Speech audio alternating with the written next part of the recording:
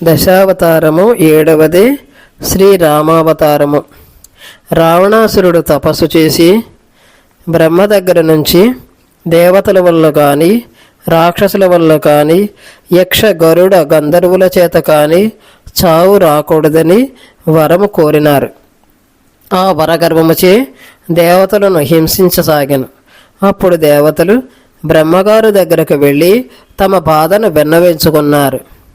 అప్పుడు బ్రహ్మగారు రావణాసురుడిని మానవమాత్రుడే చంపగలడని చెప్పిరి.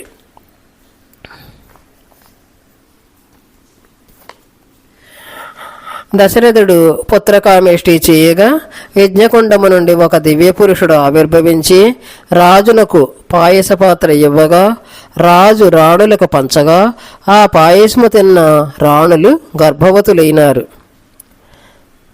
కౌసల్యకు జన్మించిన పుత్రునికి రాముడు అని, సుమిత్రకు జన్మించిన పుత్రులకు లక్ష్మణుడు శత్రుఘ్నుడు అని, కైకకు జన్మించిన పుత్రులకు భరతుడు అని పేరు పెట్టిరి శ్రీ వశిష్ఠుల వారు.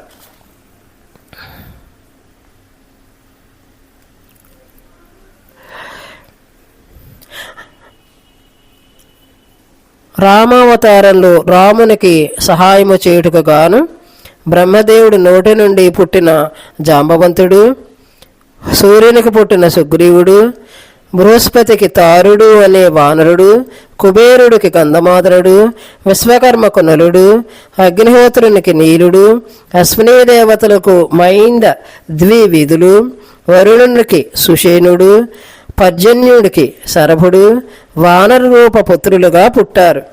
వాయుదేవుడికి హనుమంతుడు పుట్టారు. అలా రావణాసురుని చంపుటకు శ్రీ మహావిష్ణువు రామావతారము ఎత్తవలసి వచ్చెను.